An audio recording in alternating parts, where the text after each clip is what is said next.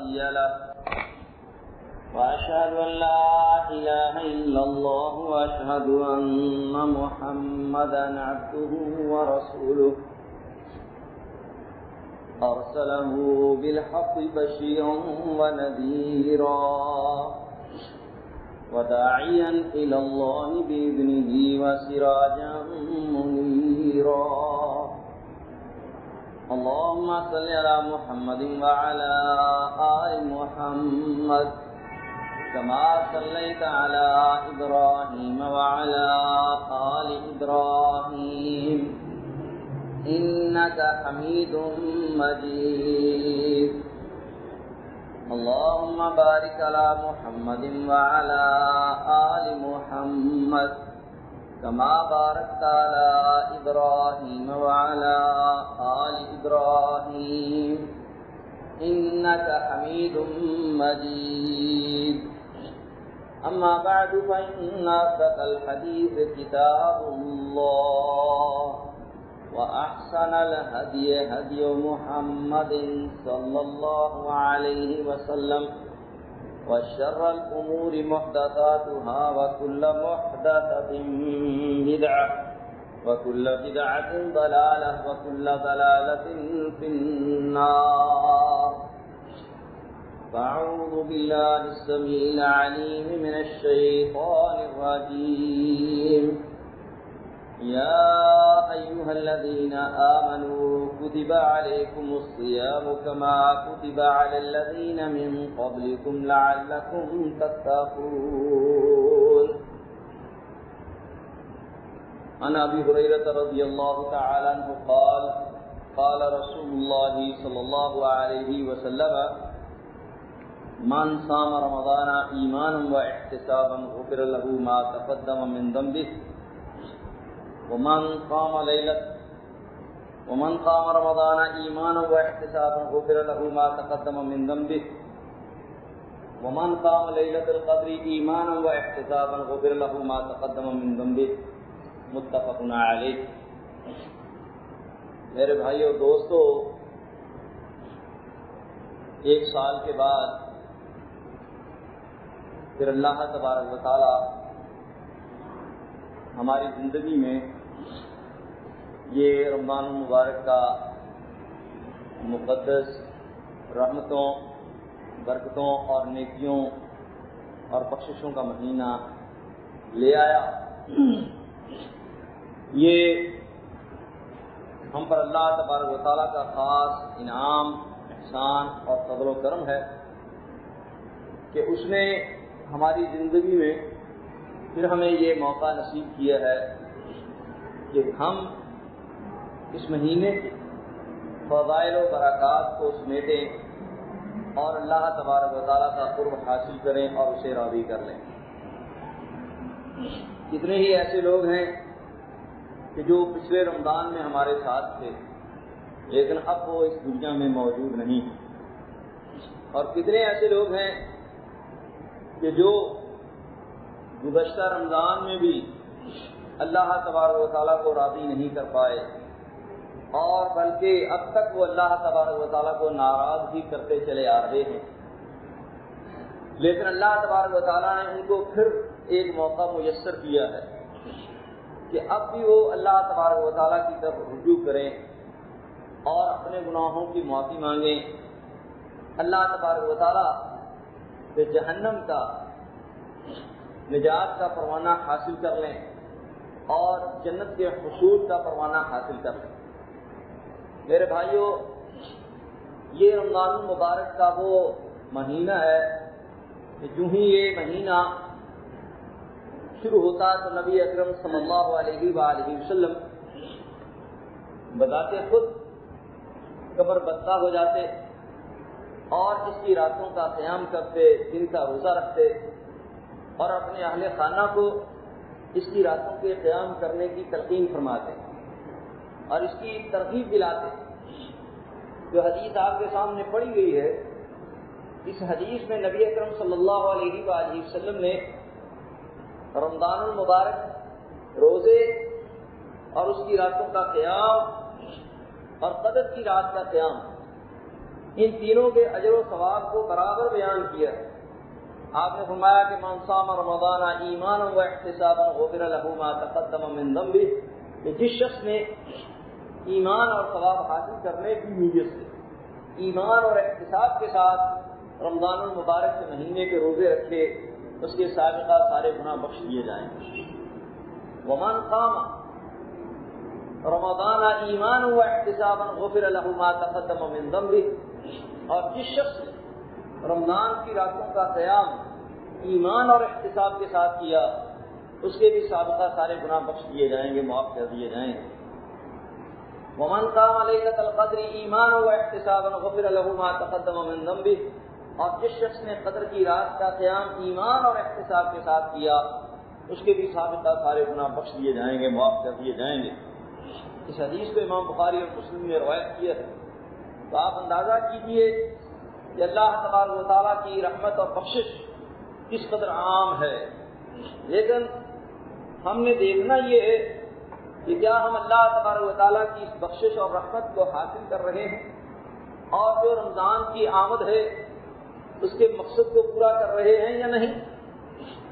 تو رمضان کی آمد کا مقصد یہ ہے، رمضان ہم سے یہ مطالبہ کرتا ہے کہ ہم اللہ تبارک و تعالیٰ کی اطاعت و فرما برداری میں شب و روز گزاریں، اللہ اور اس کے رسول کی نافرمانی کسی حالت میں نہ کریں، اور ہمارے شب و روز نبی اکرم صلی اللہ علیہ وآلہ وسلم کی اطاعت و فرما برداری میں گزرنے چاہیے۔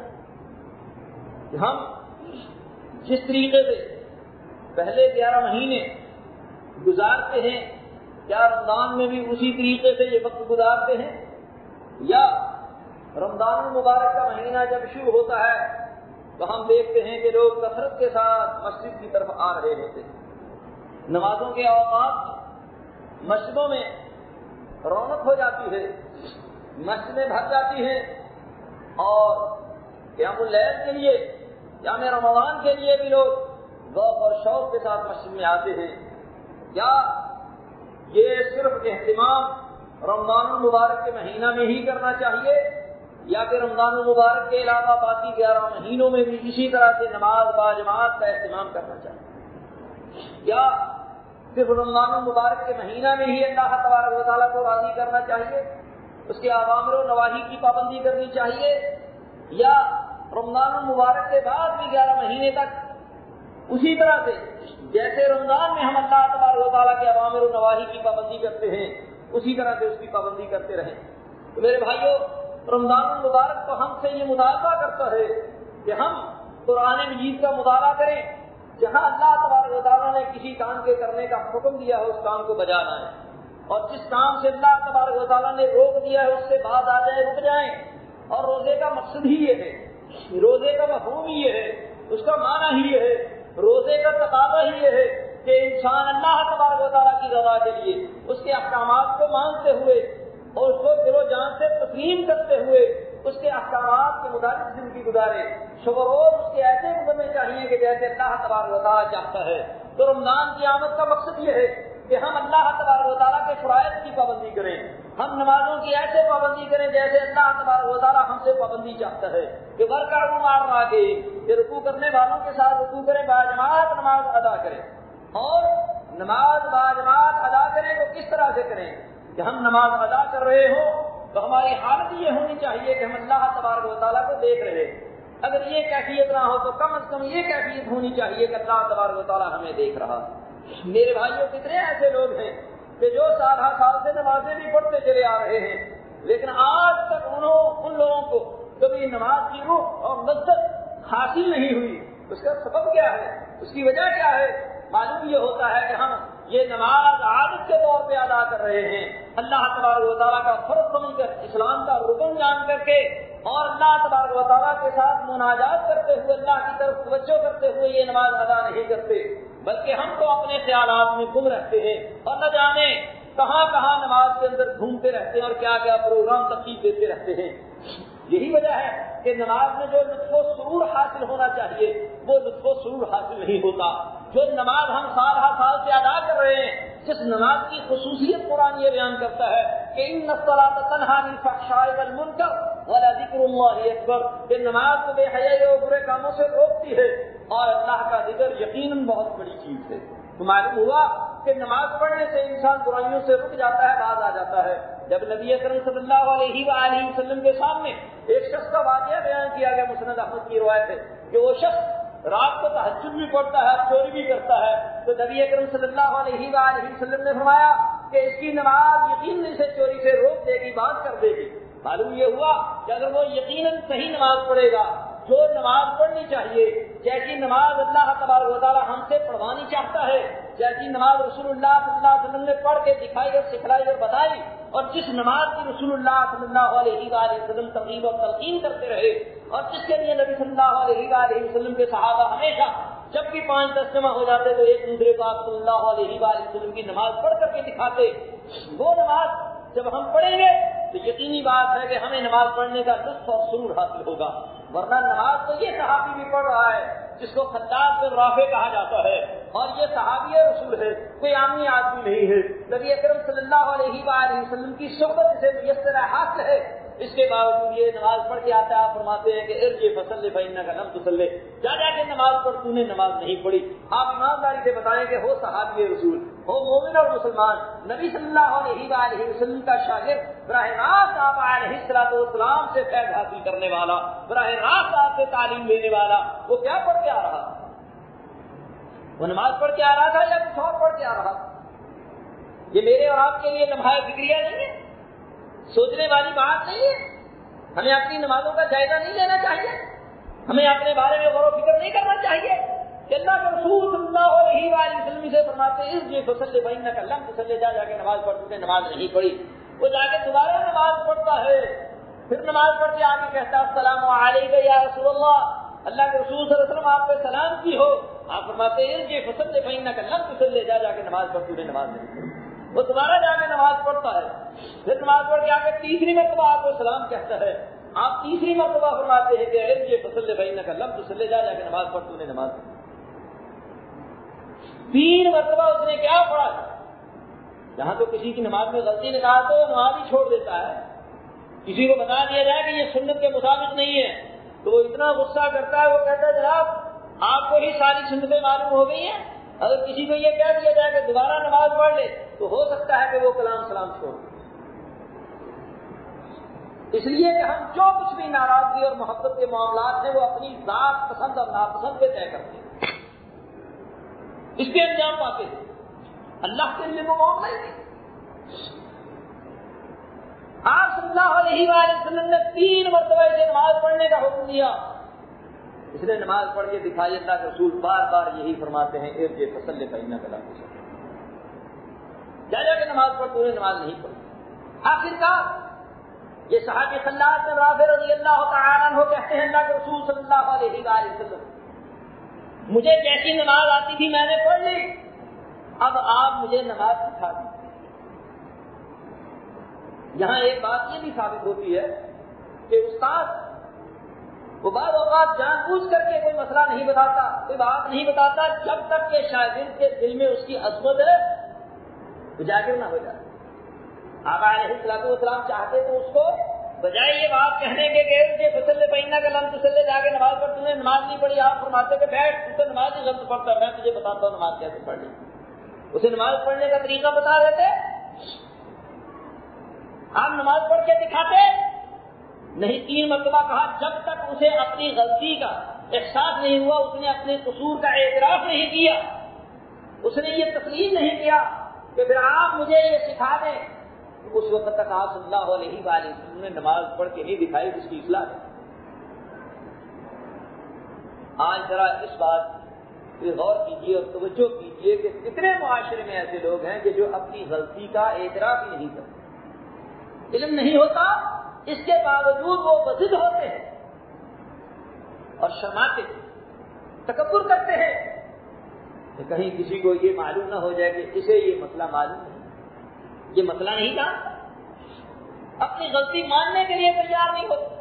جب تک انسان اپنی غلطی نہیں مانتا اس وقت تک اس کی اصلاح بھی نہیں۔ یہ اللہ کا قانون ہے، نبی صلی اللہ علیہ وآلہ وسلم کا طریقہ یہی ہے۔ آپ دیکھ لیں قرآن مجید میں کئی مرتبہ آپ کو یہ بات بتائی جا چکی ہے کہ یوسف علیہ السلام کے بھائیوں نے جب تک غلطی کا اعتراف نہیں کیا، اقبال جرم نہیں کیا، اس وقت تک ان کو توبہ کی توفیق نہیں.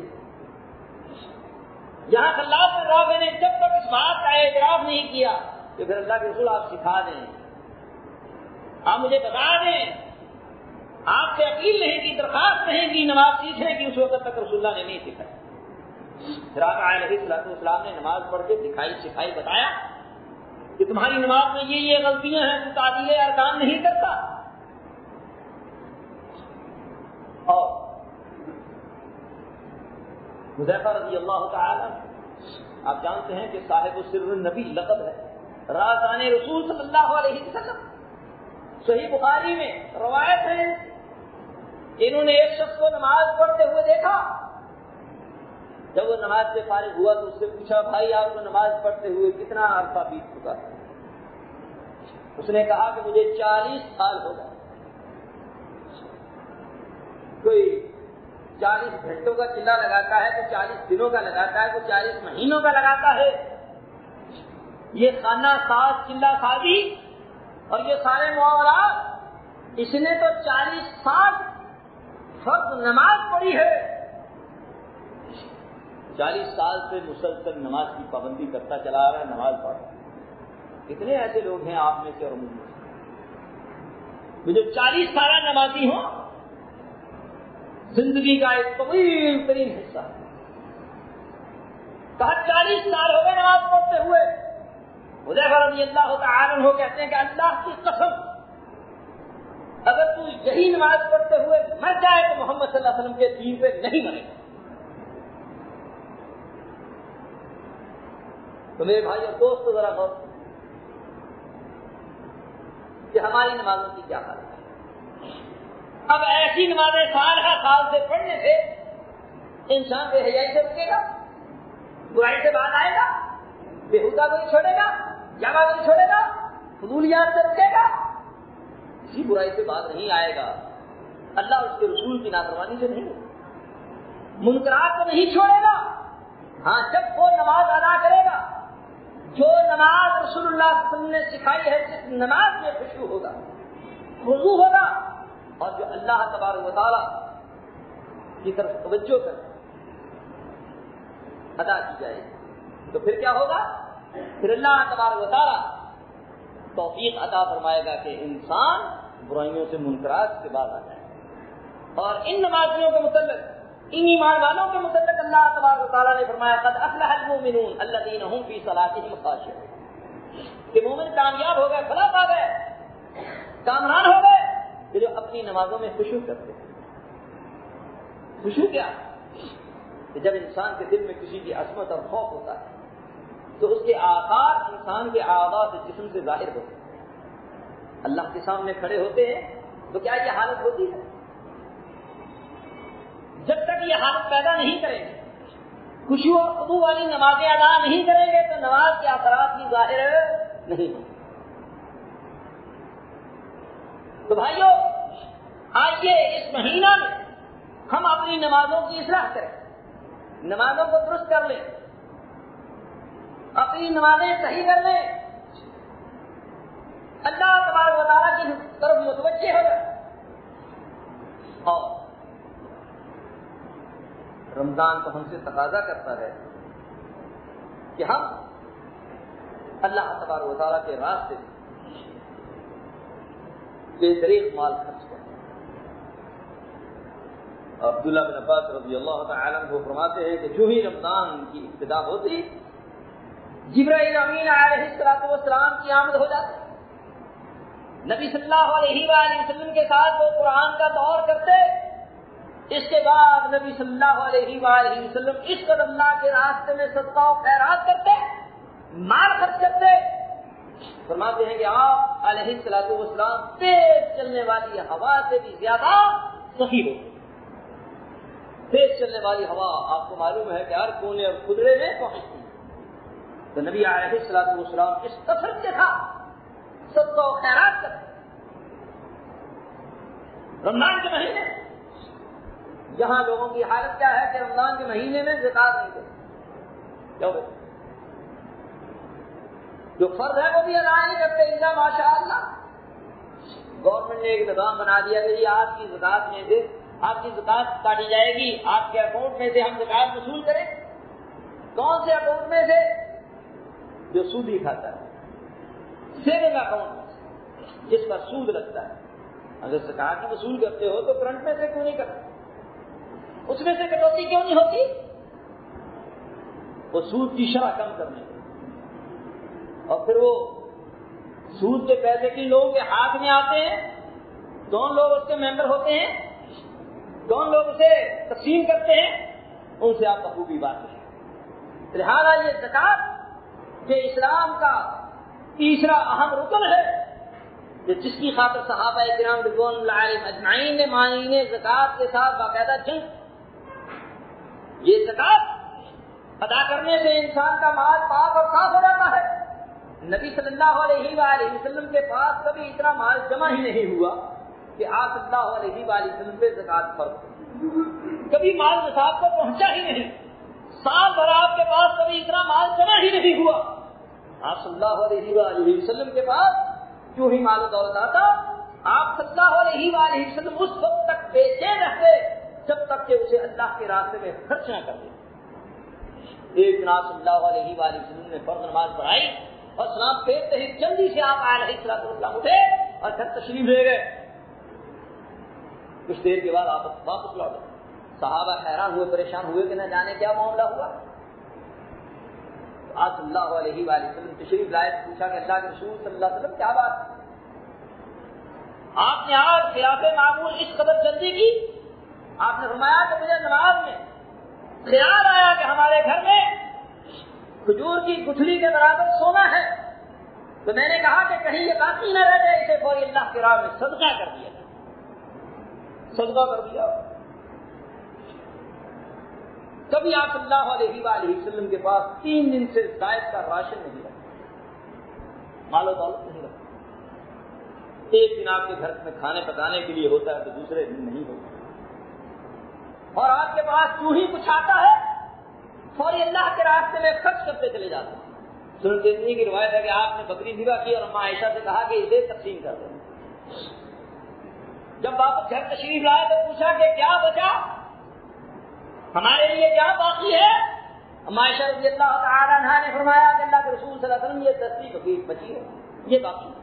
آپ نے فرمایا یہ تو باقی نہیں ہے، یہ تو ہم کھا جائیں گے، باقی تو وہ بچا جو ہم نے اللہ کے راستے میں خرچ کر دی، وہ کل قیامت کے دن کئی گنا بڑھا چڑھا کر کے اللہ تبارک و تعالیٰ ہمیں عطا کرے گا، وہ باقی ہے ہمارے، وہ بچنے والا ہے، وہ فائدے والا ہے۔ لہذا رمضان المبارک کی آمد ہم سے اس بات کا تقاضا کرتی ہے کہ ہم اللہ تبارک و تعالیٰ کے راستے میں مال خرچ کریں، کثرت سے صدقہ و خیرات کریں۔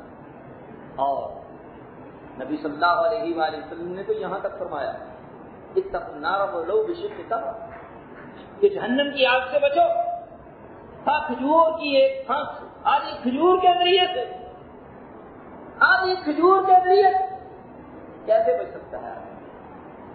جہنم سے کیسے نجات پا سکتا ہے؟ کہ آپ نے کسی روزے دار کا روزہ افطار کروا دیا آدھی کھجور کے ذریعے، یہ سارا دن روزہ رکھ کر کے جو اجر و ثواب کماتا ہے، یہ آدھی کھجور کے ساتھ روزہ افطار کروا کے وہ اجر و ثواب کما لیتا ہے۔ لیکن اللہ تبارک و تعالیٰ کی شان، اس کے قربان جائے، اس کی رحمتیں کتنی بے پایا ہیں۔ اللہ تبارک و تعالیٰ کس قدر سخی ہے، کس قدر مہربان ہے کہ روزے دار کے اجر و ثواب میں کوئی کمی باتیں نہیں آتی، اور جس نے روزہ افطار کروایا ہے اس کو اس کے برابر اجر و ثواب عطا کر دیا ہے۔ بعض روزے داروں کو آپ نے دیکھا ہوگا کہ اگر آپ روزہ افطار کے لیے اسے پیشکش کریں تو وہ اس سے گریز کرتے ہیں، کہتے ہیں کہ یہ کھجور لے روزہ افطار کر، وہ کہتا ہے کہ کہیں میرا ثواب اس کو منتقل نہ ہو۔ انسان اللہ تبارک و تعالیٰ خالق کائنات کو اپنے اوپر قیاس کرتا ہے کہ میں جو کچھ دیتا ہوں اس کا حساب لیتا ہوں، میں کچھ دوں گا تو اس میں کمی آئے گی۔ اللہ تبارک و تعالیٰ کا نظام ایسا ہے۔ اللہ تبارک و تعالیٰ نے تو روزے کا وہ اجر و ثواب عطا کرنا ہے کہ کسی کو آج تک معلوم ہی نہیں ہے، کسی کو معلوم ہی نہیں ہے، اس لیے کہ روزہ یہ ایک ایسی عبادت ہے کہ نماز پڑھنے آتے ہیں تو لوگوں کو پتا چل رہا ہے کہ یہ مسجد میں گیا ہے نماز پڑھنے، نماز ادا کر رہے تھے، ادھر ادھر آپ کے دائیں بائیں نماز پڑھنے والے لوگ دیکھتے ہیں، گھر والوں کو پتا چلتا ہے، دوست احباب کو پتا چلتا ہے یہ نمازی ہے، زکات دیتا ہے، وصول کرنے والوں کو، ادھر ادھر کے لوگوں کو خبر ہو جاتی ہے، حج کرنے جاتا ہے اگر چوری چھپے بھی جائے، لوگوں کو نہ بتائے، خاموشی سے بھی چلا جائے، تب بھی اہل خانہ کو، محلے والوں کو، ادھر ادھر کے لوگوں کو اطلاع ہو جاتی ہے، نہ بھی ہار پہن کے جائے، نہ بھی گولے چلائے، نہ بھی دیکھے چڑھائے، تب بھی لوگوں کو اطلاع ہو جاتی ہے، خبر ہو جاتی ہے، عمرہ کرنے کے لیے جائے تب بھی، اس کے علاوہ دوسرے نیکی کے کام کرتا ہے، لوگوں کو اس بات کی اطلاع ہو جاتی ہے۔ لیکن روزہ ایک ایسا معاملہ ہے کہ روزے کا علم صرف اللہ تبارک و تعالیٰ کو ہوتا ہے۔ اب ساری دنیا کو کہتا پھر روزہ ہے، گھر والوں کو بھی چکر دے سکتا ہے، ایسے لوگ موجود ہیں یا نہیں؟ اور اہل خانہ کو بھی معلوم نہیں ہوتا کہ یہ روزے رکھتا ہے کہ نہیں رکھتا، بیوی کو بھی پتا نہیں چلتا، ماں باپ کو بھی پتا نہیں چلتا، بہن بھائیوں کو بھی پتا نہیں چلتا، خاندان والوں کو، گھر والوں کو پتا نہیں چلتا۔ باتھ روم میں جا کے پانی پی لیا، باہر کہیں گئے وہاں جا کے کھا پی لیا، کسی کو کیا معلوم کہ اس نے روزہ رکھا ہے یا نہیں رکھا؟ اس کا تعلق صرف اس کی ذات کے ساتھ اور پوشیدہ ہے، اور یہ ایک ایسا راز ہے جو اس کے اللہ تبارک و تعالیٰ کے درمیان ہے۔ اس لیے رسول اللہ صلی اللہ علیہ وسلم فرماتے ہیں کہ اللہ تبارک و تعالیٰ فرماتا ہے کہ کلو عمل ابن آدم الا کلو عمل ابن آدم له الا الصيام، کہ ابن آدم کا ہر عمل اس کے لیے ہے سوائے روزے۔ اس لیے کہ روزے کا کسی کو علم نہیں ہوتا، یہ روزہ خالص اللہ تبارک و تعالیٰ کے لیے ہی رکھا جا سکتا ہے، اس کے لیے ہی انسان بھوکا اور پیاسا رہ سکتا ہے، اس کے لیے ہی انسان تمام تکالیف برداشت کر سکتا ہے، اس کے علاوہ کوئی دوسری وجہ نہیں ہے۔ فرمایا فإنه لي وأنا أجزي به، یہ روزہ میرے لیے ہے، میں ہی اس کی جزا دوں گا، میں ہی اس کا بدلہ دوں گا۔ تب اللہ تبارک و تعالیٰ کے لیے یہ روزہ رکھا ہے، اللہ تبارک و تعالیٰ ہی اس کی جزا دے گا، اس کا بدلہ دے گا، اس کا اجر و ثواب وہی ادا کرے گا۔ باقی تمام اعمال ان کی جزا فرشتے لکھتے ہیں، فرشتوں کو حکم دے دیا، بتا دیا کہ بھائی کسی عمل کا بدلہ 10 گنا ہے، کسی کا 700 گنا ہے، کسی کا 700 گنا سے بھی زیادہ ہے، لیکن اس کی حد بہرحال اللہ نے مقرر کر رکھی ہے اور بتا دی، فرشتے لکھتے ہیں۔ لیکن روزے کے متعلق اللہ تبارک و تعالیٰ نے فرشتوں کو بھی آگاہ نہیں کیا، مطلع نہیں، وہ بھی نہیں جانتے۔ اللہ براہ راست اس کا اجر و ثواب ادا کرے گا۔ دیکھیے کتنا بڑا اعزاز ہے، اب یہ روزے دار ہو، روزہ بھی رکھے، بھوکا اور پیاسا بھی رہے، لیکن یہ رمضان کی آمد کو نہ جان پائے۔ اتنا پیارا مہینہ ہے، یہ پیارا مہینہ ہم سے مطالبہ کرتا ہے کہ ہم راتوں کو قیام کریں اور دن کو اللہ تبارک و تعالیٰ کے ذکر اذکار میں مشغول رہیں، لیکن کتنے ہی ایسے روزے دار ہیں کہ جو روزہ رکھ کر کے سارا دن سو کے وقت گزار دیتے ہیں، انہوں نے وقت کی قدر ہی نہیں، وقت ضائع کر دیا، یہ جانتے ہی نہیں کہ یہ کتنا قیمتی وقت ہے جو بے مقصد سو سو کر کے گزار دیتے ہیں۔ اور کچھ لوگ تو باقاعدہ روزہ چھٹی کے دن رکھتے ہیں، اس لیے کہ بھائی سو کر کے گزار دیں گے تاکہ روزہ تنگ نہ کرے۔ اسے کیا محسوس ہوگا کہ روزے کی کیا لذت ہے، جب اسے بھوک نے اور پیاس نے ستایا ہی نہیں، اس نے بھوک اور پیاس کی مشقت ہی برداشت نہیں کی، اسے کیا لطف حاصل ہوگا، کیا سرور آئے گا۔ اور جو شخص روزہ رکھ کر کے یہ مشقت برداشت کرتا ہے، کل قیامت کے دن رسول اللہ صلی اللہ علیہ وآلہ وسلم ایسے لوگوں کو جب حوض کوثر سے پانی پلائیں گے، وہ حوض کوثر کے جس کے اوپر 70,000 فرشتے ہوں گے، اور نبی اکرم صلی اللہ علیہ وآلہ وسلم وہاں سے جب کسی کو پانی پلا دیں گے، پھر اس شخص کو 50,000 سال کا قیامت کا دن، کہ جہاں اللہ کے عرش کے سائے کے علاوہ کسی اور چیز کا سایہ نہیں ہوگا، اور حرف کیا ہوگی کہ سورج 1 میل کے فاصلے پہ ہوگا، اور انسان ایسے اچھل کود رہے ہوں گے جیسے دانے بھونے جاتے ہیں اور وہ کڑائی میں اچھلتے ہیں، لوگوں کی یہ حالت ہوگی۔ رسول اللہ نے فرمایا کہ کسی کا پسینہ اس کے ٹخنوں کے برابر، کسی کا گھٹنوں کے برابر، کسی کا کمر کے برابر، کسی کا کندھوں کے برابر، اور کوئی شخص اپنے ہی پسینے میں غوطے کھا رہا ہوگا۔ یہ قیامت کے دن کی ہولناکی ہوگی، کیا وحشتناک منظر ہوگا۔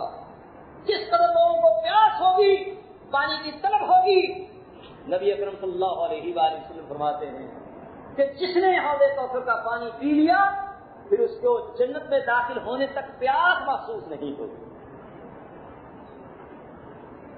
पानी पीने की हाजत नहीं होगी, जरूरत नहीं होगी। जिसने दुनिया में प्यास बर्दाश्त की होगी, किसके लिए? अल्लाह के लिए, उसे ये पानी पिलाया जाएगा, वो हौज़े कौसर के जिसके मुतल्लिक़ रसूलुल्लाह को अल्लाह तबारक व तआला ने खुशखबरी दी, इन्ना आतैनाकल कौसर, हमने आपको हौज़े कौसर अता कर दी। इतनी अज़ीम अल्लाह तबारक व तआला नेमत, इतना बड़ा एजाज़ है रसूलुल्लाह सल्लल्लाहु अलैहि वसल्लम के लिए कि सिर्फ आप ही हौज़े कौसर पे पानी पिलाने वाले होंगे, आपके सिवा कोई दूसरा नहीं होगा। ये खैर कसीर अल्लाह ने आपको ही अता फरमाया, ये फजीलत और शर्फ सिर्फ आपके हिस्से में आया। तो लिहाजा उस दिन की प्यास को बुझाने के लिए उस दिन नबी अकरम सल्लल्लाहु अलैहि वसल्लम के हाथों से हौज़े कौसर पीने के लिए, उसका पानी पीने के लिए, उसका शरबत पीने के लिए मेरे भाई और दोस्तों जरा इस रमजान के महीने में मेहनत की, कोशिश की, अल्लाह के जिक्र में मशगूल रहे। और ये बदला अल्लाह तबारक व तआला फिर कैसे अदा करेगा? हदीस में एक बात तो ये बयान हुई है कि रोजादारों के लिए अल्लाह तबारक व तआला ने बाबुर रय्यान बनाया, उस बाबुर रय्यान में से सिर्फ रोजेदार ही गुजरेंगे, कोई दूसरा आदमी नहीं गुजर पाएगा। ये रोजेदारों के लिए खास अल्लाह तबारक व तआला की तरफ से इस्तक़बाल होगा, मेहमानी होगी, इकराम होगा, इज्जत होगी। और वो छोड़ता है किसके लिए? यदअु तआमहु व शराबहु व शहवतहु मिन अजली, अल्लाह फरमाता है कि वो खाना पीना और अपनी ख्वाहिशात को मेरी खातिर छोड़ता है, मेरी जात के लिए इन चीजों को कुर्बान करता है। तो मेरे भाइयों, जिस मालिक ने कहा है कि ये खाना खा सकते हो, ये हलाल है, उसी मालिक ने कहा है कि ये खाना हराम है, उसके कहने पर हलाल खाते हो तो उसके कहने पर हराम नहीं खाना चाहिए, उसके करीब नहीं जाने चाहिए। क्यों भाई? जिस मालिक के अहकामात को सामने रखते हुए, उसका हुक्म मानते हुए, निकाह करते हुए, तो ये निकाह के बगैर अगर औरत घर में ले आएंगे तो क्या होगा? ज़िना होगा, बदकारी होगी, हराम का इर्तिकाब होगा। उसी मालिक ने ये पाबंदी आयत की है कि इस आंख की हिफाजत की जाए, उसी ने ये पाबंदी आयत की है कि कान की हिफाजत की जाए, जुबान की हिफाजत की जाए, हाथों की हिफाजत की जाए, पांव की हिफाजत की जाए। रोजा हमसे ये मुतालबा करता है, रमजान हमसे ये मुतालबा करता है कि इस आंख को गलत इस्तेमाल नहीं करना है, बेहयाई के मनाज़िर नहीं देखने और गलत जगह पे नजर नहीं डालनी, किसी भी आने जाने वाली औरत पे बुरी नजर नहीं डालनी। तो बुरी नजर नहीं डालनी चाहिए तो इसका अच्छी नजर डाल सकते हैं। और भाई अच्छी तो होती ही नहीं है। जब मना कर दिया कि गैर महरम को नहीं देखना, तो अब उसे देखा जा रहा है, तो ये देखना ही बुरा फेल है कि अल्लाह उसके रसूल की नाफरमानी लाजिम आ रही है। ये काम करना है, इन आंखों की हिफाजत करनी है। आप देखिए कि कितने ऐसे लोग हैं कि रोजा रख करके इन आंखों की हिफाजत नहीं करते, और आंखों की हिफाजत ना करके वो रमजान की मकसद तो ही भूल चुके हैं, वो रमजान की आमद से ही गाफिल हो चुके हैं। तो इन आंखों से कोई भी ऐसा काम नहीं करता, कोई ऐसा फेल नहीं करता जिससे अल्लाह उसके रसूल ने मना किया। और इन आंखों से गलत इशारे भी नहीं करते। आंखों के इशारे इंसान को बहुत दूर ले जाते हैं। और ये मिसाल मशहूर है कि जो अपनी आंखों पे काबू नहीं पा सकता, वो अपने नाले पे भी काबू नहीं पा सकता। तो लिहाजा आपने देखा होगा, सुना होगा, ज़रबुल मसल है कि शेर हमेशा नजरें छुटा के चला करता है, वो इधर उधर ऐसी बेमकसद नजरें उठा के नहीं देखता, जब भी चलता है नजरें झुका के चलता है, बड़े वक़ार के साथ। जंगल का बादशाह है, पुरवकार तरीके से चलता है, گیدڑ کے متعلق یہ بات مشہور ہے کہ جب وہ بھاگتا ہے تو پیچھے مڑ مڑ کے دیکھتا ہے. یہ پیچھے مڑ مڑ کے دیکھنا، نظریں اٹھا اٹھا کے دیکھنا، یہ کوئی اچھا فعل نہیں ہے، اچھی صفت. جو شخص گھر کے اوپر چڑھتا ہے تاکہ پڑوسیوں کی بچیوں پر نظر ڈالی جائے، اسے یہ بات یاد رکھنی چاہیے کہ اس کے اوپر بھی ایک ہے جس نے اسے پیدا کیا، وہ اسے دیکھ رہا ہے. تو پڑوسیوں کے ہاتھ جھانک رہا ہے، وہ مالک تجھے دیکھ رہا ہے. تو کونے میں کیوں کھڑا ہے، چوک میں کیوں کھڑا ہے، گھر کے دروازے کے باہر کیوں کھڑا ہے، اپنے گھر میں کیا کچھ لے کے جاتا ہے، کیا پروگرام گھر میں کرتا ہے، کیا کچھ دیکھتا ہے. یاد رکھ کے اللہ دیکھ رہا ہے. اس بات کی طرف دھیان کر لے، توجہ کر لے. رمضان کی آمد تو یہ ہے کہ بھئی انسان ان کانوں کے ذریعے سے کسی کی غیبت نہ سنے، کوئی بری بات نہ سنے، کوئی موسیقی کے پروگرام نہ سنے، بے حیائی کی باتیں نہ سنے، یاغا گوئی کی باتیں نہ سنے. ان کانوں کی حفاظت. لیکن کتنے ایسے لوگ ہیں کہ جو ویسے تو برائی نہیں کرتے لیکن کانوں کے ذریعے سے اپنا چسکا پورا کر لیتے. اسی لیے رسول اللہ نے فرمایا کہ آنکھیں بھی زنا کرتی ہیں، کان بھی زنا کرتے ہیں، زبان بھی زنا کرتی ہے، ہاتھ بھی زنا کرتے ہیں، پاؤں بھی زنا کرتے ہیں. اور فرمایا کہ شرمگاہ اس کی تصدیق کرتی ہے یا تصدیق کرتی ہے. تو کانوں کے ذریعے یہ معاملہ کرنا روزے کو ضائع کرنے والی بات. بھوکا بھی رہا، پیاسا بھی رہا، اس کے باوجود غیبت سننے سے بات نہیں آیا، بے حیائی کے پروگرام سننے سے، برائی کی باتیں سننے سے بات نہیں آیا. اسی حدیث میں فرمایا کہ قیام الجنہ، اور روزہ تو ڈھال ہے کہ وہ انسان کے اور برائیوں کے درمیان میں رکاوٹ ہے کہ جب روزہ رکھ لیا تو پھر انسان کو برائیوں کے قریب نہیں جانا چاہیے. روزے کے ذریعے سے انسان کا آسانی گناہوں سے بچ سکتا ہے. کسی بھی آدمی کو آپ کہتے ہیں جی میرا روزہ ہے، خراب نہ ہو جائے، تو وہ آدمی شرمسار ہو جاتا ہے، وہ آپ سے غلط بات کا مطالبہ نہیں کرتا. کیوں بھائی؟ اسے شرمندگی ہوتی ہے. شرط یہ ہے کہ آپ سے کہہ کے تو دیکھیں کہ بھائی رمضان کا مہینہ ہے، شرم کرنی چاہیے، حیا کرنی چاہیے، اللہ کا خوف ہونا چاہیے. لیکن یہاں تو معاملہ بڑا عجیب ہے کہ اللہ کا خوف کم ہے، لوگوں کا خوف زیادہ ہے. میں کویت سے عمرہ کرنے کے لیے گیا تو واپسی پر پاکستان آنا تھا. جدہ ایئرپورٹ پہنچ کے بورڈنگ کارڈ انہوں نے جاری کر دیے. فلائٹ کا ٹائم 10 بجے کا تھا. تو پی آئی والے جیسے بدماشی کرتے ہیں ہمارے ہاں جیسے محکموں کا حال ہے، 12 بج گئے لیکن جہاز کا کوئی اتا پتہ نہیں. لوگوں نے وہاں مطالبہ کیا، شور مچایا. تو پھر ٹی وی پر پتا چلا کہ بھائی پی آئی اے کی فلائٹ 2 بجے متوقع ہے. پھر اس طرح کر کے 1 گھنٹہ بڑھاتے چلے گئے اور صبح کے 9 بجے یہ ہوٹل کے پیسے بھی بچا لیے اور خود کھا پی گئے اور لوگوں کو اچھا کھانا بھی نہ دیا، شہری بھی نہیں.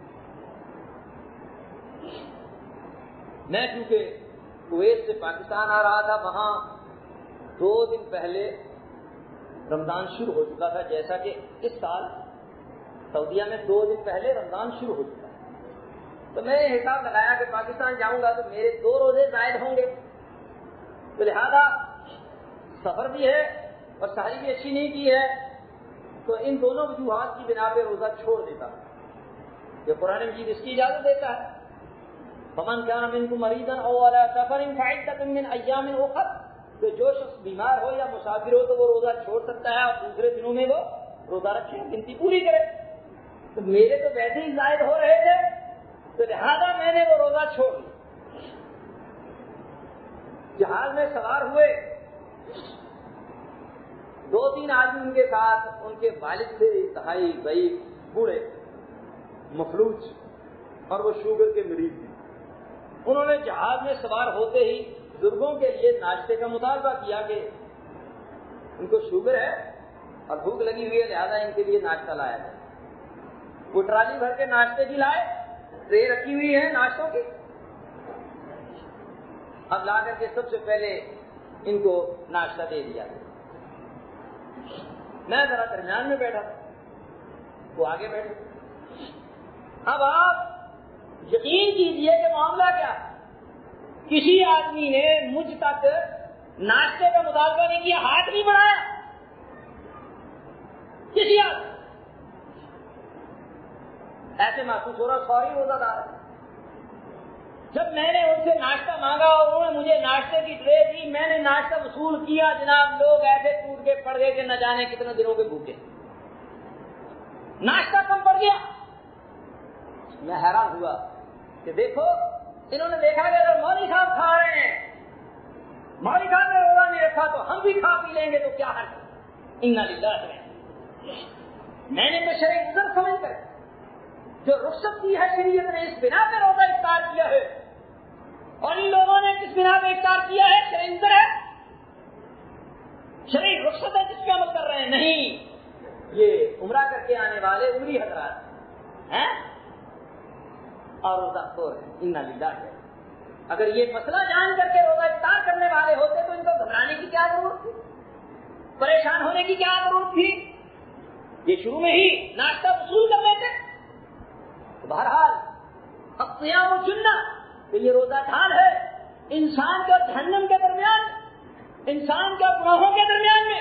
یہ روزہ رکھ کر کے آپ دیکھ لیں گے انسان کے اندر اللہ کا خوف بڑھ جاتا ہے, اس کے اندر اللہ تبارک و تعالیٰ کے ساتھ محبت کا اور خوف کا اور امید کا جذبہ پیدا ہو جاتا ہے اور اس کے ایمان میں اضافہ ہو جاتا ہے. لیکن اگر یہ روزہ رکھ کر کے ہم ان کانوں کی حفاظت نہ کریں, زبان کی حفاظت نہ کریں, تو پھر میرے بھائی اور دوستوں بتائیے روزہ رکھنے کا فائدہ ہوا. اللہ تبارک و تعالیٰ فرماتا فَإِذَا كَانَ يَوْمُ صَوْمِ أَحَدِكُمْ فَلَا يَرْفُثْ وَلَا يَسْخَطْ, کہ جب تم میں سے کوئی شخص روزہ رکھے تو پھر اسے چاہیے کہ وہ نہ تو جماع سے متعلق باتیں کرے نہ سنے, کہ جو جماعت اور ہم بستری پر ابھارنے والی باتیں ہوں, ایسی باتیں نہ کر سکتا ہے نہ سن سکتا ہے.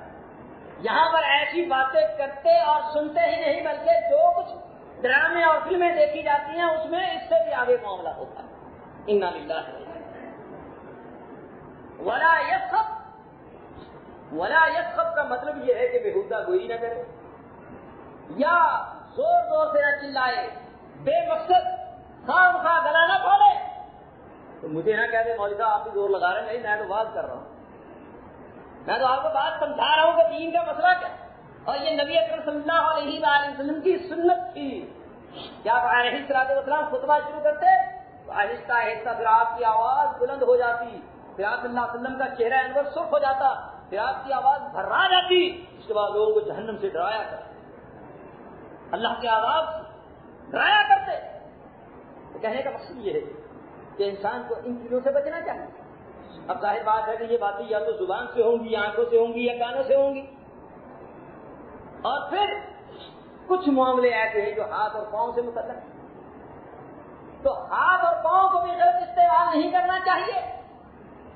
قرآن مجید پڑھیں تو یہ ساری باتیں معلوم ہو جائیں. جو لوگ پڑھتے ہیں ان میں سے بھی بہت قلیل تعداد ایسے لوگوں کی ہے جو اس کا معنی مفہوم جانتے ہیں. اب قرآن پڑھ رہے ہیں, انہیں نہیں معلوم کہ یہ عذاب کی آیات ہیں یا رحمت کی آیات ہیں, جنت کا ذکر ہے یا جہنم کا ذکر ہے. وہ نہیں جانتے کہ اللہ ہم سے کیا مطالبہ کر رہا ہے, کس بات کا حکم دے رہا ہے, کس سے منع کر رہا ہے. مومنوں کی کیا صفات بیان کی ہیں, منافقین کی کیا صفات بیان کی ہیں, کافروں کی کیا صفات بیان کی ہیں, کون سے اعمال اسے پسند ہے, کون سے ناپسند. اب قرآن تو پڑھ رہا ہے ما یلفظ من قول الا لدیہ رقیب عتید. یہ پڑھ رہا ہے, یہ معنی مفہوم نہیں جانتا کہ جو کچھ بھی زبان سے نکلتا ہے, جو منہ سے الفاظ نکلتے ہیں, یہ فرشتے تیار بیٹھے ہوئے لکھ رہے ہیں. یہ ساری چیزیں احاطہ تحریر میں آ رہی ہیں, کرامن کاتبین موجود ہیں, لکھتے چلے جا رہے ہیں. آپ مت سمجھیے کہ یہ آپ کی باتیں نوٹ نہیں ہو رہی, یہ باقاعدہ ریکارڈ میں آ رہی. اگر پتہ چل جائے کہ میری بات آگے نقل ہو جائے گی یا ریکارڈ ہو جائے گی تو انسان بہت ہی محتاط ہو کے گفتگو کرتا ہے. اگر اللہ کے نمائندے آ کر کے لکھ رہے ہوں جو مستقل مقرر کیے جا چکے ہیں, اور وہ روزانہ ہما وقت آپ کی زبان سے نکلے ہوئے الفاظ کو نقل کرتے جا رہے ہوں، آپ ان سے بے خبر ہوں، تو میں سمجھتا ہوں کہ یہ کوئی عقل مند آدمی نہیں۔ کیوں بھائی؟ یہ سمجھدار آدمی ہے؟ معلوم ہوتا ہے کہ غافل انسان ہے۔ سمجھداری والی بات ہے۔ تو زبان سے جو کچھ نکالنا ہے، جو کچھ الفاظ ادا کرنے ہیں، سوچ لیجئے کہ کل ان کے بارے میں بات پرس ہوگی تو کیا جواب دیں گے۔ اسی طرح کے ہاتھ نبی اکرم صلی اللہ علیہ وآلہ وسلم نے فرمایا المسلم من سلم المسلمون من لسانہ ویدہ، کہ حقیقی مسلمان وہ شخص ہے کہ جس کے ہاتھ اور زبان سے دوسرے مسلمان محفوظ ہیں۔ اور صحیح بخاری کی حدیث کہ نبی اکرم صلی اللہ علیہ وآلہ وسلم نے فرمایا من یضمن لی بین لحییہ وبین فخذیہ وانا اضمن له الجنہ، کون شخص ہے کہ جو مجھے دو جبڑوں کے درمیان اور دو ٹانگوں کے درمیان کی ضمانت دے دے، میں اسے جنت کی ضمانت دیتا ہوں۔ کتنی بڑی بات ہے۔ آپ نے فرمایا کہ کثیر تعداد میں لوگ جہنم میں زبان کی وجہ سے جائیں اور شرمگاہ کی وجہ سے، سنتے نہیں کی بات۔ اور یہی زبان جس سے ہم شہادتین کا اقرار کرتے ہیں، اشہد ان لا الہ الا اللہ واشہد ان محمد رسول اللہ۔ کبھی کسی کو دیکھا کہ اس نے کسی برتن میں پیشاب کیا ہو اور پھر اسے دھو کے اس میں پانی پیا ہو؟ پی سکتا ہے؟ کیونکہ ایمانداری سے بتائیے کہ جب وہ پیشاب کر لے کسی برتن میں، پھر اسے صابن سے مٹی سے مانج کر کے دھو کر کے صاف کر لے، پانی سے دھو لے، وہ پاک ہو جائے گا یا نہیں؟ اور برتن پاک ہوگا یا نہیں؟ پاک ہو جائے گا نا۔ لیکن اس کے باوجود آپ کو اس میں پانی دیا جائے تو آپ پینے کے لیے تیار ہوں گے؟ کبھی نہیں۔ اس لیے کہ طبیعت کبھی آمادہ نہیں ہوگی، گویا پاک ہو چکا ہے، لیکن دل نہیں مانگتا کہ اس میں پانی پیا جائے۔ اور اس زبان سے کلمہ بھی پڑھتے ہو، اللہ رسول کا نام بھی لیتے ہو، اس کو غلط بھی استعمال کرتے ہو، اس زبان سے کلمات کفر بھی ادا کرتے ہو، شرکیہ کلمات بھی کہتے ہو، بدعات کا ارتکاب بھی کرتے ہو، اس زبان سے وہ کلمات کہتے ہو جس کے ذریعے اللہ ناراض ہوتا ہے۔ اس زبان قابو میں رکھیں۔ ایک صحابی آپ کے پاس آیا، اس نے کہا اللہ کے رسول مجھے کوئی نصیحت کیجیے۔ آپ نے فرمایا کف لسان، زبان کو کنٹرول کر لے، قابو کر۔ اس نے کہا اور کوئی نصیحت؟ آپ نے فرمایا کف لسان، زبان کو قابو کر۔ اس نے کہا اور نصیحت؟ آپ نے کف لسان، زبان کو قابو میں کر۔ ابو موسیٰ اشعری نے پوچھا اللہ کے رسول کو میرے لیے نصیحت؟ آپ نے فرمایا کف لسان، زبان کو بند کر، قابو کر لے، کنٹرول کر لے زبان کو۔ پھر پوچھا آپ نے یہی بات کہی؟ اس نے کہا زبان پر آپ اتنا زور دے رہے ہیں، کیا بات ہے؟ اس کی وجہ سے پکڑ ہوگی؟ آپ نے فرمایا کہ کثیر تعداد میں لوگ جہنم میں اونچے منہ کر کے اس زبان کی وجہ سے ہی ڈال دیے جائیں۔ اور کافر، مشرک، منافق، بدعتی جتنے بھی جہنم میں جانے والے ہیں، ان کی اکثریت نے کس سے زیادہ بڑا جرم کیا ہے؟ تو بھائی، اور کس کے ذریعے سے بڑے جرائم کیے ہیں؟ زبان سے، اس کی وجہ سے جہنم۔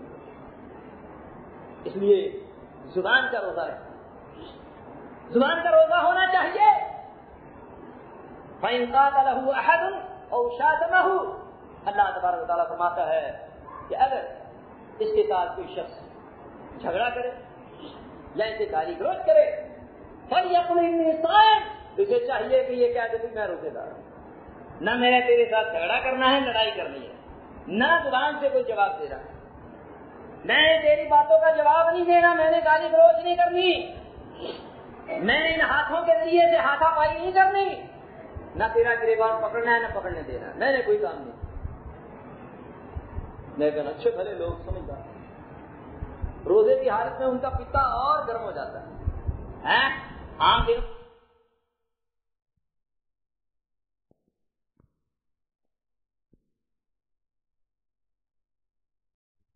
کہنے کی ضرورت نہیں ہے، یہ بات دل میں ہی ہونی چاہیے، لیکن روزے کے تقاضے کو پورا کیا جائے، لوگوں کے ساتھ جھگڑا نہ کیا جائے، بے مقصد گفتگو نہ کی جائے۔ لیکن آپ دیکھتے ہیں کہ کتنے ایسے لوگ ہیں کہ جو روزہ گزارنے کے لیے، وقت گزارنے کے لیے، وقت کٹی کے لیے مجلس جماعتیں ہو اور ادھر ادھر کی بے مقصد گفتگو جاری ہے، کچھ نہیں سوچتے کہ زبان سے کیا کہہ رہے ہیں، کس کے متعلق کہہ رہے ہیں۔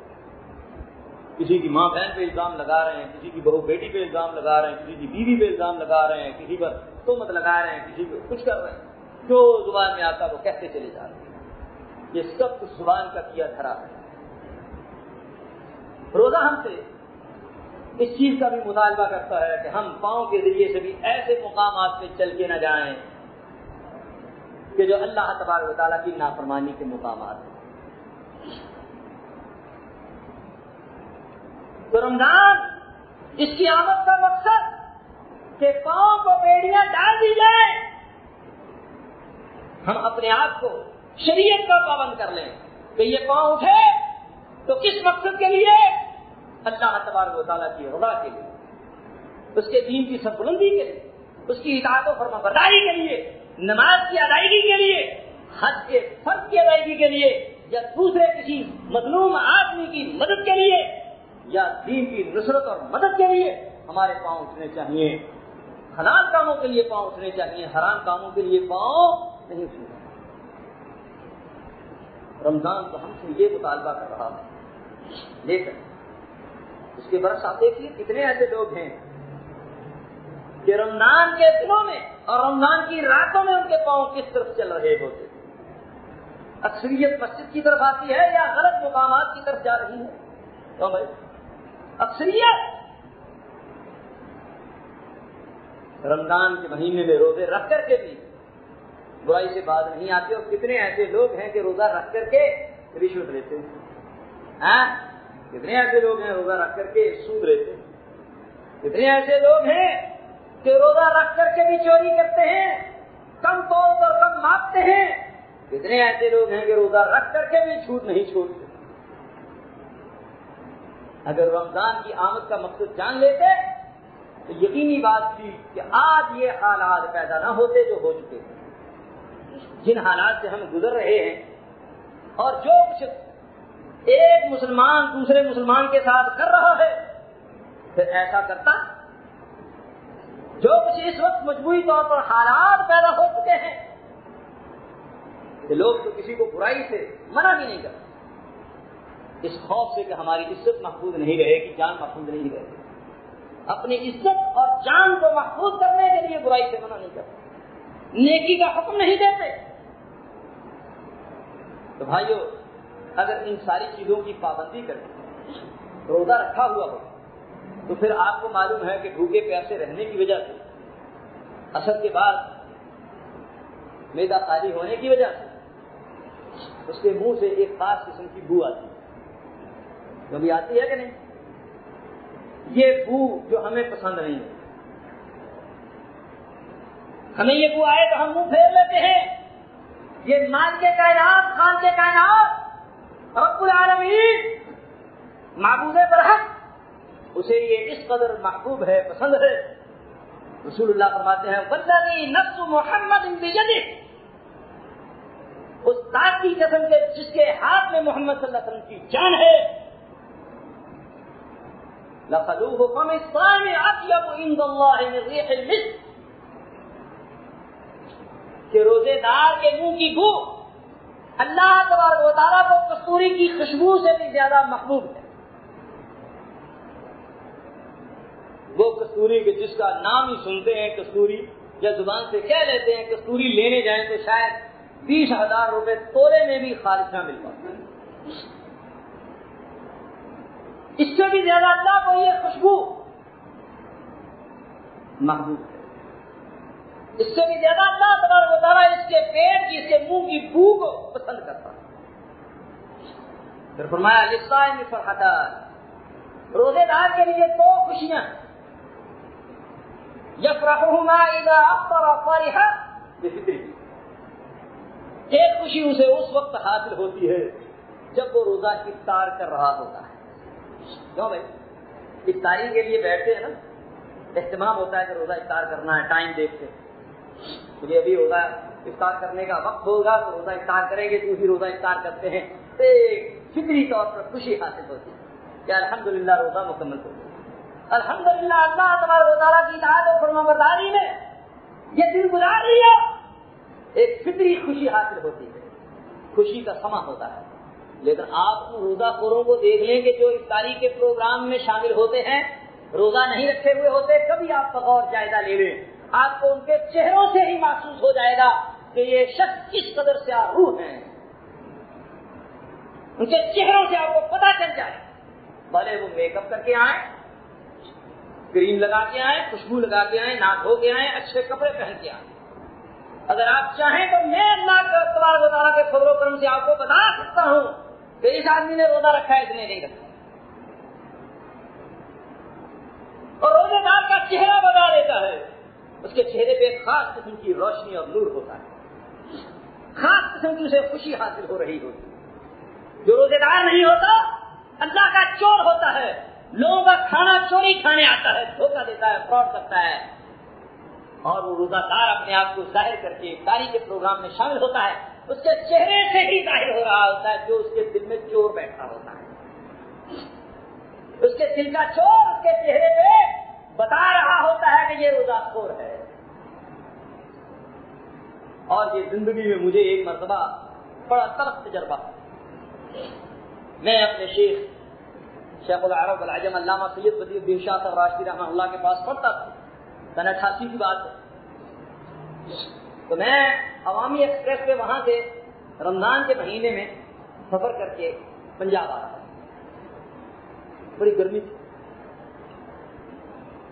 روزہ بھی خوب اس میں ستایا۔ میں ہے ایک روزے دار، ایک اور نوجوان، پورے ڈبے میں ہم 2 ہی روزے دار، باقی سارے روزہ خور، ہم سے زیادہ ہمت والے، صحت والے، لیکن ان پہ تانا تشریح اس لیے نہیں کر سکتے کہ بہرحال وہ سفر کی حالت میں تھے، انہوں نے سفر کی وجہ سے روزہ چھوڑا یا ویسے چھوڑا، ان کا معاملہ اللہ کے ساتھ۔ اب وہ کھا پی رہے ہیں چلے آپ، اب جو ہی افطاری کا وقت قریب آتا جا رہا ہے، یہ سارا دن کھانے پینے والوں کے چہرے اترتے چلے جا رہے ہیں، ان کے چہروں کی رونق ماند پڑتی چلی جا رہی ہے، ان کی ایکٹیویٹی نقل و حرکت ختم ہوتی جا رہی ہے۔ یہ وضو کر کے آئے اور دوبارہ بیٹھے آئے، تو لہذا کیا ہوتا ہے، افطاری کا وقت جب بالکل قریب آ گیا، اب یہ سارے ڈبے والے خادم ہیں اور ہم 2 مخدوم ہیں، سب ہماری خدمت میں معمور ہیں، کوئی کھجور لا رہا ہے، کوئی فروٹ لا رہا ہے، کوئی پانی لا رہا ہے، کوئی چیز لا رہا ہے کہ جناب ہماری اس چیز سے روزہ افطار ہے، یہ بھی لے لیں، یہ بھی لے لیں، یہ بھی لے لیں، یہ بھی لے لیں۔ ہمیں جو فرحت حاصل ہو رہی ہے نبی صلی اللہ علیہ وسلم کے اس فرمان کے مطابق، اب یہ پورے ڈبے کے مسافروں کو، لوگوں کو یہ فرحت حاصل ہے نہیں ہے، ان کو وہ خوشی حاصل نہیں ہے۔ میں نے اس وقت یہ جائزہ لیا اور میں نے کہا کہ ہمارے رسول صلی اللہ علیہ وسلم نے کس قدر حق اور سچ بات کی کہ واقعہ اب ہمیں خوشی ہو رہی ہے، جو مسرت ہمیں ہو رہی ہے، یہ ہماری اس مسرت میں حصے دار بننا چاہتے ہیں، شریک ہونا چاہتے ہیں، لیکن نہیں ہوتا۔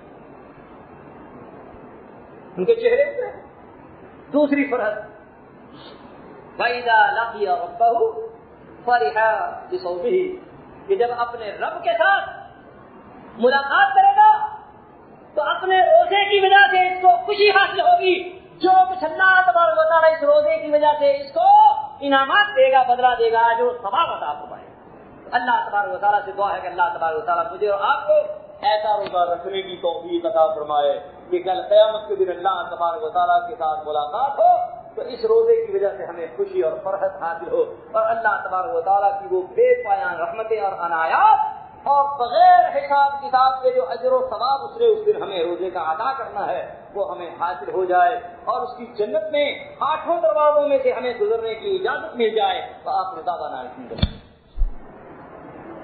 الحمد للہ نحمده ونستعینه ونؤمن به ونتوکل علیہ ونعوذ باللہ من شرور انفسنا ومن سیئات اعمالنا من يهده الله فلا مضل له ومن يضلل فلا هادي له واشهد ان لا اله الا الله واشهد ان محمدا عبده ورسوله اما بعد۔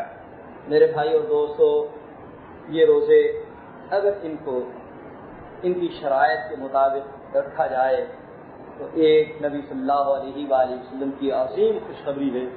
صحیح مسلم اور مسند احمد، شعب الایمان بہقی اور مسند حاکم میں روایت ہے کہ رسول اللہ صلی اللہ علیہ وآلہ وسلم نے فرمایا کہ الصلاۃ الی الصلاۃ والجمعة إلى الجمعة ورمضان إلى رمضان كفارة لما بينهن ما لم يؤت كبير وذلك الدهر كله.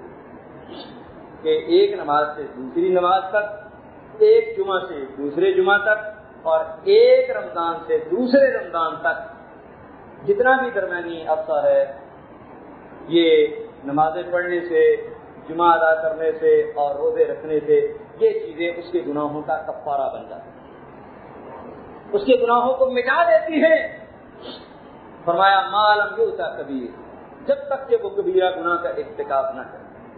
کبیرہ گناہ کا ارتکاب ہو گیا تو وہ صرف توبہ سے ہی معاف ہوگا، اس کے لیے صدق دل سے توبہ ضروری.